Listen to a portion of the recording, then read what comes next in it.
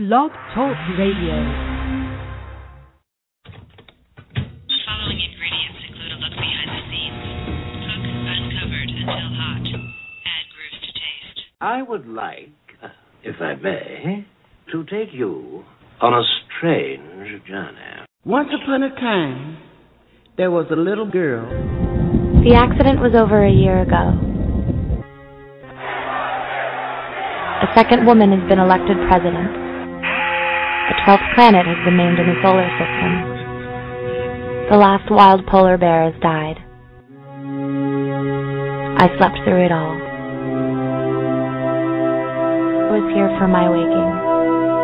He called it a beginning. He said it was good. I think he may have thought that anything I did was good. Welcome to Transition Radio, live from Hollywood, Florida, with your host and hostess, Mark Angelo and Jessica Lynn Cummings.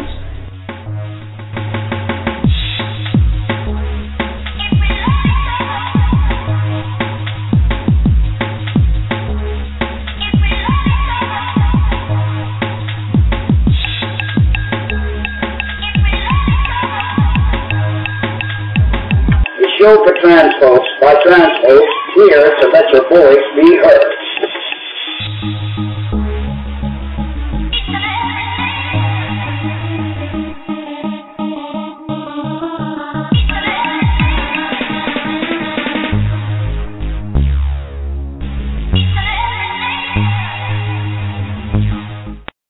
Well, good evening and welcome to another edition of Transition Radio. We're so glad you joined us tonight on our new air night, which is Friday, live at 6:30 p.m.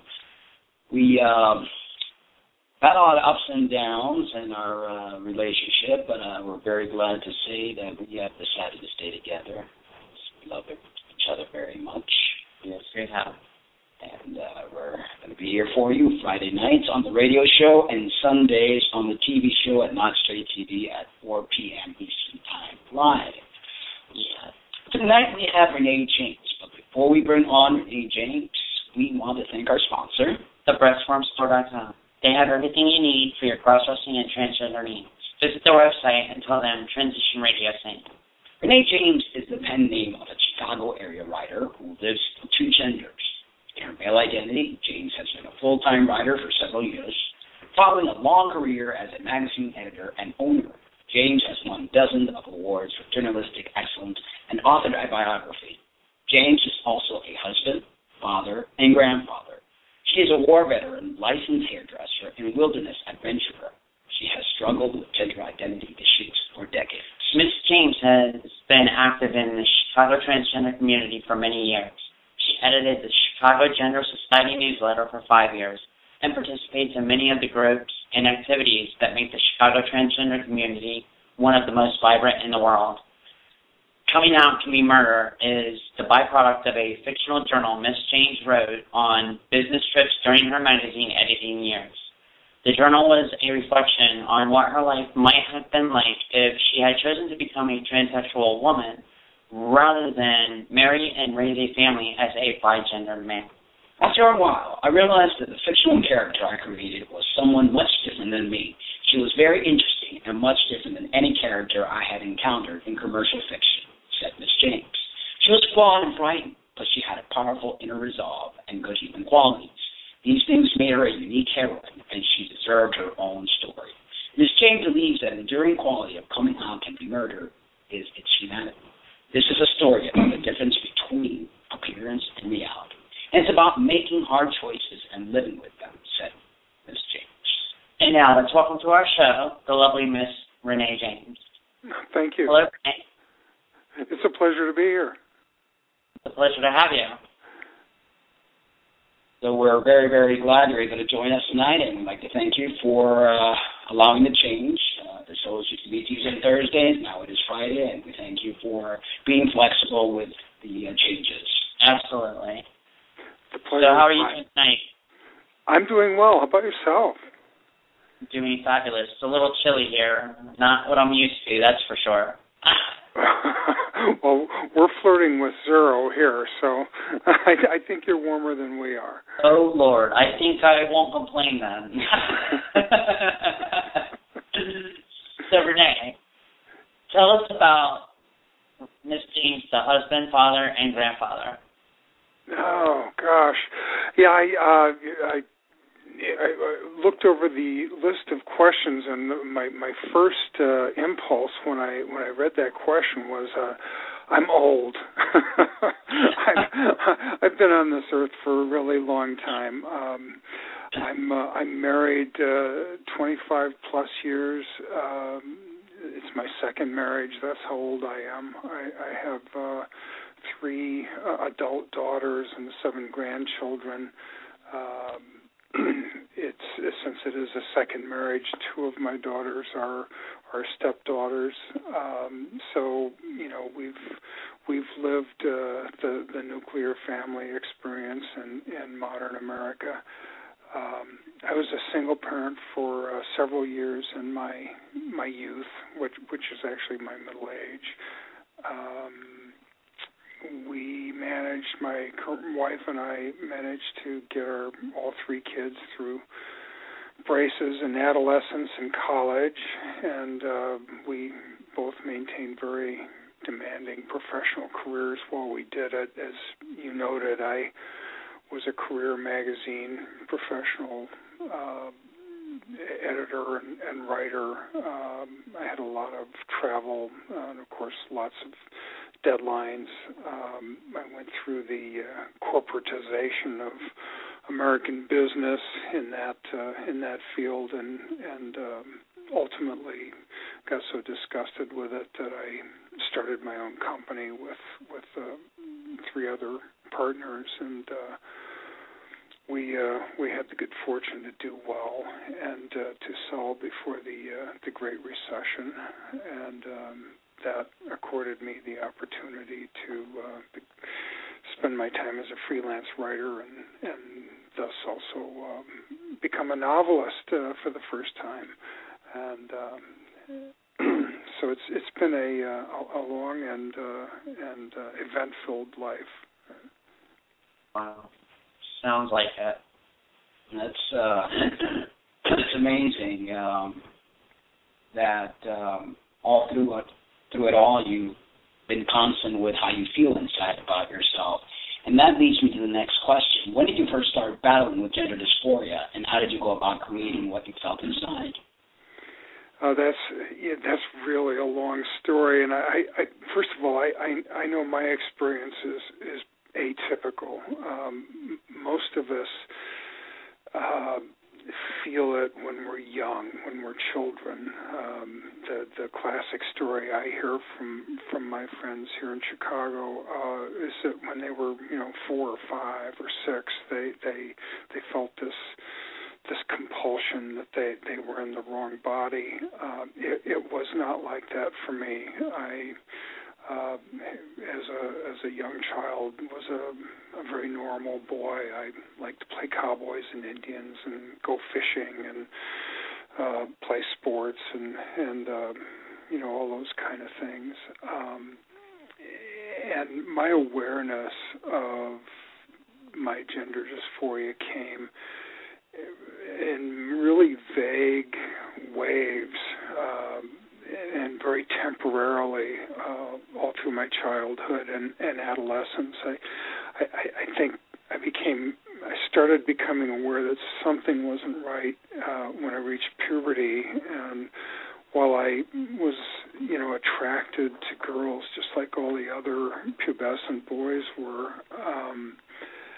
I was also fascinated by them in a way that I think my peers on the male side weren't. I was turned on by their budding bodies and their makeup and clothing and everything, but I also had these murmurings that I wanted to experience it, and they were very fleet in coming. I would bury them as soon as I felt them. I knew that wasn't right to feel that way, and as I grew older, this way back to the 50s and 60s, we didn't know anything about gender dysphoria then. So I assumed that these were like echoes of me being gay or bisexual, and I would bury them, just purge them as soon as they happened. But my first really overt transgender moment was, I'll never forget it, I was a freshman in college, and I had just come home from a really hot date, and I had taken a shower. I was looking in the mirror, and I started wondering what I would look like with long hair, and what I would look like with the hair up or the hair down, and it was shocking to me. I had no idea what to do with that, so I buried it. And the pangs would come along every few months or so, and they picked up with, in frequency and intensity as I aged. I actually had the experience of having, transgender when I was a soldier in Vietnam. I wrote about it in my blog. It's really strange when that happens in that environment, in an essentially an all-male war zone. But I didn't deal with any of this stuff until I was in my mid-30s, and I was divorced, and I had some time to myself, and I started exploring this. And I found through just my library had a couple of books on the subject, and I started to close in on the idea that that I was transgender. It wasn't called transgender then. It was a word that I hated, but it was about men who wanted to be women, and I started to explore that. But my ex-wife, who was the custodial parent of our small child, had a nervous breakdown, and I was suddenly cast as a primary parent, a full-time single parent. So I just purged everything and completely tried to erase it from my mind. Of course, it wasn't successful, but I focused my life on raising my child, which led me ultimately to marriage and a second marriage and all those things that transpired. And I'm sorry that it takes so long in telling this, but I didn't really deal with who I was until I was in my 50s. And it was after all the kids were grown and gone. My business was doing pretty well, and I had some time on my hands. And we had the great modern tool of the internet, where there was so much knowledge that was accessible privately. And that's when I really started exploring and finding out, what transgender was, and as an umbrella term, and started trying to define whether I was at the cross-dresser end of the spectrum or a transsexual end of the spectrum. I believe that there are many different critical times where individuals feel that they're in the so-called wrong body. I mean, there have been individuals that claim from the ages of 3 to 5. Then I've also heard individuals that during their puberty time they start feeling something different, and then there's individuals that don't start feeling anything till after their middle ages. And I think it's all hormonally based, and it's all part of the spectrum. And so I don't think most individuals are alike within the trans community, and I think it has a lot to do with an influx of hormone that there is a lot of similarities. Yeah, there are. And I think very much so. A lot has to do with critical hormonal periods of one's life. Absolutely. Yeah. So Renee, tell us about the trans community in Chicago. Well, it's a very vibrant community and has been for a really long time. We were blessed here with a couple of organizations that really blazed the way for the Tri-S was established here back in the 70s, at least, maybe even earlier than that, and did a lot of trade work for the acceptance of trans people, and also back in the 70s, maybe the early 80s, there was another group called the Gender Gap Society, and they were oriented toward transsexuals, while Tri-S was oriented toward cross-dressers. But together, they did a lot to create vendors who were trans-friendly and to introduce the trans community to a lot of bars and restaurants and other places of business. So the culmination of that is today there are an enormous number of places where trans people are accepted, and most of those they're actively welcomed. Going out trans, even if you don't pass, is very easy in Chicago. Not all over Chicago, but in the north side of Chicago and many of the suburbs. We were very lucky here, especially when I compare notes with people from rural communities in the west and the southeast. And that's the hope for the future, that every community, every part of the world would understand that it's not all about passing, it's about being true to self and about being able to express who you are. And that's the hopes of what we do here in Transition Radio, is get the message out there and let everyone in the world know the different stories and the different lives of transgender individuals. So how has it been for you as a transgender woman?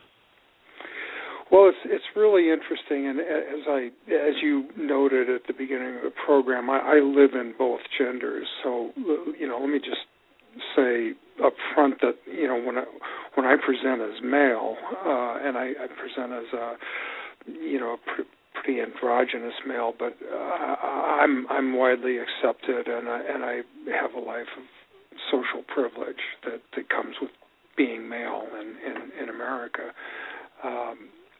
When I present as a woman, life is very different. Even here in Chicago, it's very different.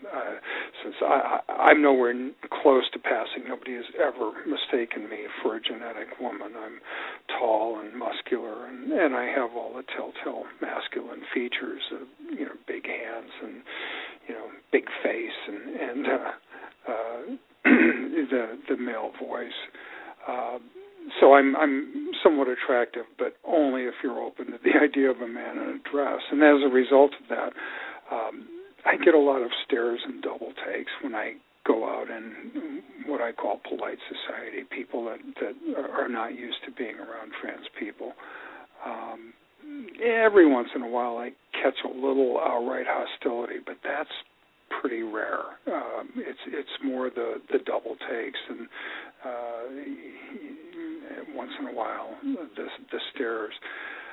I don't get in confrontations partly because I don't go to places where that's likely to happen or hang out in bars and that sort of thing where that would be likely to happen. But also being large and muscular, I'm imposing enough as a figure to eliminate some bullies. Be that as it may, in terms of life for me as a transgender woman, I still feel like a pioneer. A couple of weeks ago, my book won an award with the Chicago Writers Association, and I was at a gathering of 75 or 100 people where the Book of the Year award winners were recognized, and we each read from our books.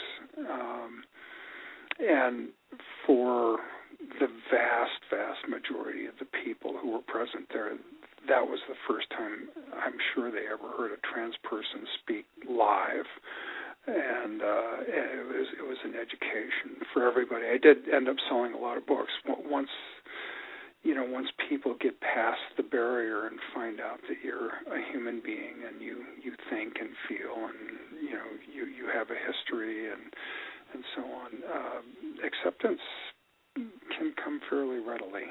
So it's a mixed bag, and the short answer to your question.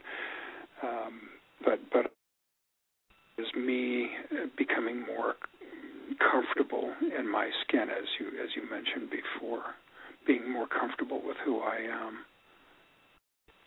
Absolutely. And that's what it's all about, being comfortable within yourself. Yeah, and the book has been really good for that, because I resolved when I published it that I was going to publish it as Renee, and that I was going to do everything, all of the contacts with it, all of the interviews, all of the appearances as Renee James, and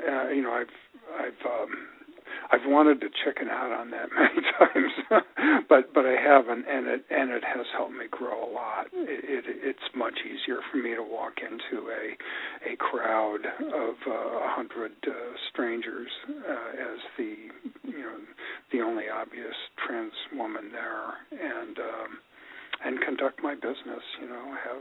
Meet people and talk about things, and get up in front of the crowd and read a 10-minute passage from my book. Well, it's also an educational moment. I mean, it's helping you when you're helping other people, because what people don't know, they fear. So the more and more individuals like us are exposed to individuals that aren't used to seeing people like us, I think the more heart and mind opening we'll see. And I think that we as transgender individuals, that we focus too much on what other people are thinking about us, why we're out and about. And I think that once you really put it aside, you really look. Sometimes people are going to look, but they're going to look for a moment, and they're going to continue doing what they're doing. So it's going to be a brief moment that they're looking at you. So once you realize that, I think that helps build a little more confidence as well, because, once people see something that's abnormal to them, or whatever the case is, I think that they're just okay, and then they go about their business. I've noticed that 9 out of every 10 times somebody has ever caught me out there, or anything like that. So I think that's a very good way to look at it too, and then you won't focus so much on what other people are thinking when they're looking at you. I agree, and that's you put that very well, and that has been my experience too. It's just taken me a really long time to become less sensitive.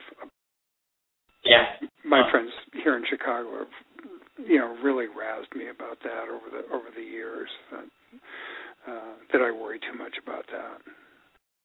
Right, exactly. So what inspired your book, and tell us what the readers are to expect?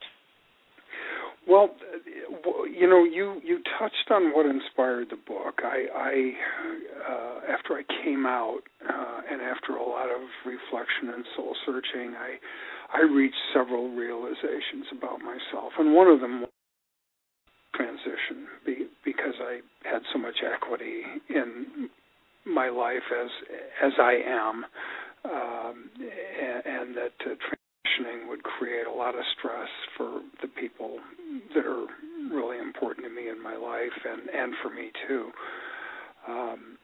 And with that realization came the realization that my life might have been a lot different if parenthood hadn't interceded back in my late 30s, when I was divorced and exploring what turned out to be my transgender identity. And that really intrigued me, and I thought a lot about what it would have been like for me to transition.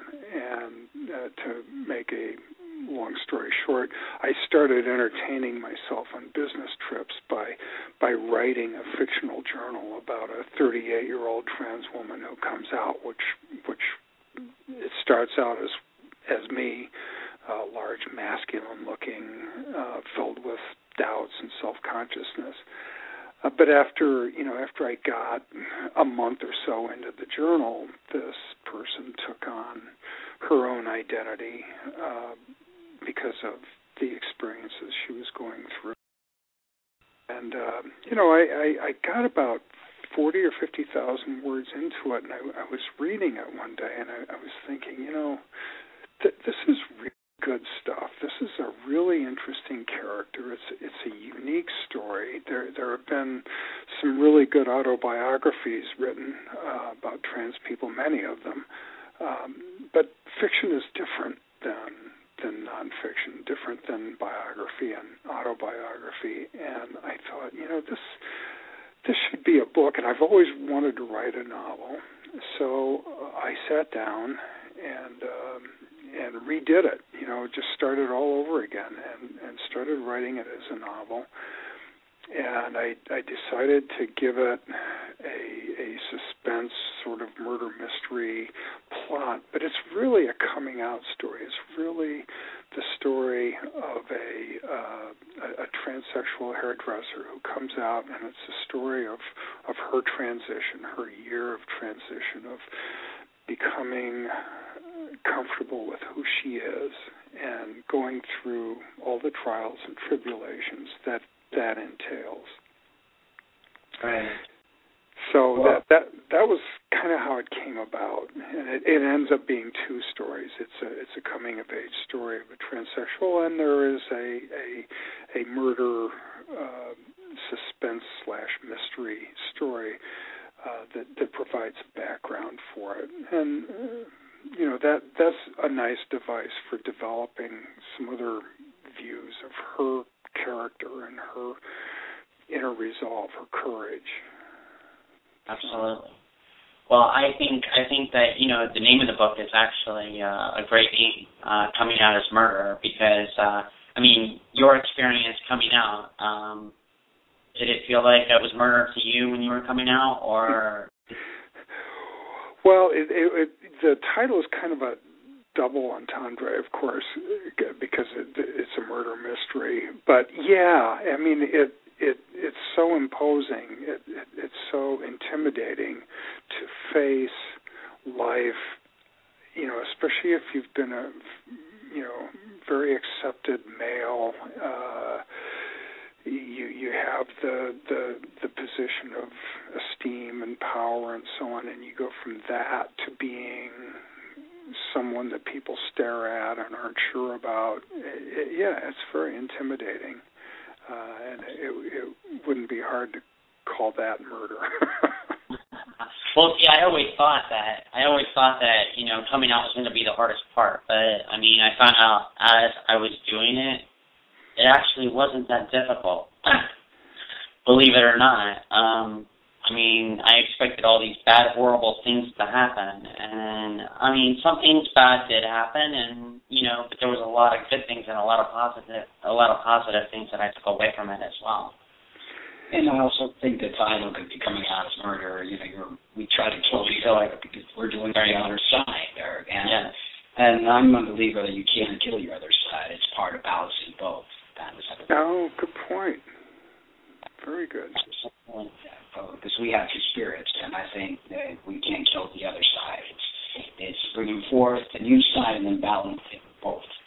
Absolutely. So what's next for you, Renee?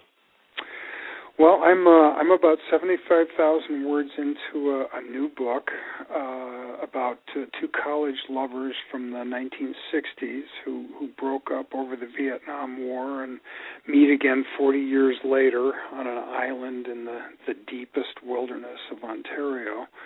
It's an adventure story, but I also want it to be kind of a baby boomer anthem.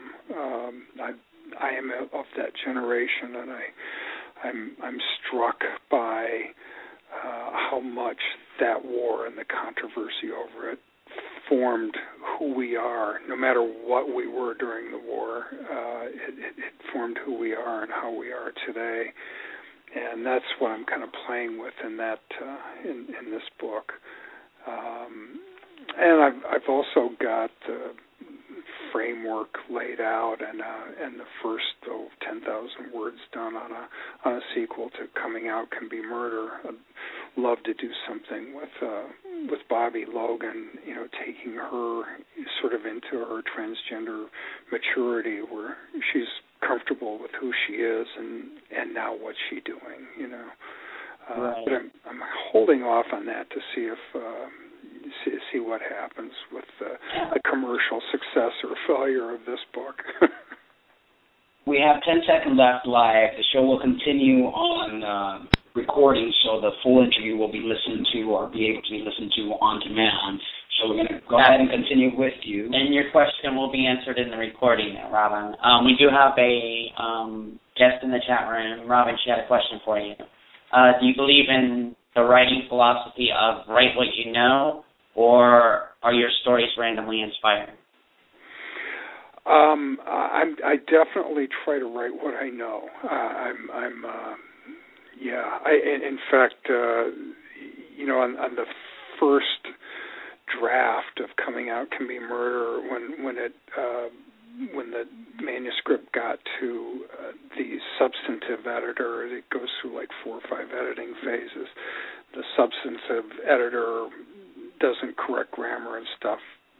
He or she just looks at, the content of the book. And I had a wonderful substantive editor who pointed out that this book is set in Chicago and in Boys Town, Chicago, which is a very unique place. And there's like no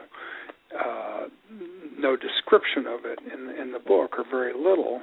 And that was because I wasn't really very familiar with it. So after he called me on that, I arranged with some friends to get an intimate tour of Boys Town and spent a day and a half down there just walking around and talking to people, and then went back in, and based on that experience and about 500 photographs that I took, I added about 1,000 words of detail about Boys Town and the area, and it was a great addition to the book. I'm glad I did it. I couldn't do it without doing the research, though, and that was why I skimped on it the first time through. The same thing, I wanted Bobby to be a hairdresser, and I had gone to cosmetology school and had some experience in the field, so I was able to write with authority on that subject. So yeah, and I definitely prefer to be on familiar ground. Well, I would like to thank you, Renee, for being part of our show, and hope the radio show helps you get out there more to more individuals that want to know more about you, and they can reach you at www.reneejamesauthor.com. Again, that's www.renee, that's RENEE, JamesAuthor.com. Thank you very much. The show will be on YouTube before the night is over, and be on demand on Blog Talk Radio for those who want to listen to the full picture. Thank you very much. Thank you so much, Renee. It was a pleasure. The pleasure was mine. Thank you. Thank you. We'd like to thank everyone for joining us once again on another great episode of the show on Transition Radio. We will have Ben Wallace this Sunday, and Ben is a protege from Joel Stevens, who actually produced his album. And he's a very bright FTM and young, and just has the world ahead of him. So please make sure you tune in Sunday at Not Straight TV for our TV show. Thank you very much for joining us. We love you, but remember to always love yourselves too. I'm ending you with one of my originals called Stranger. Good night, everybody.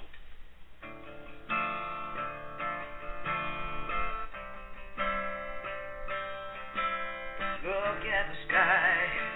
Can you see all the colors? Look at my eyes. Can you see through my soul? Today is just another day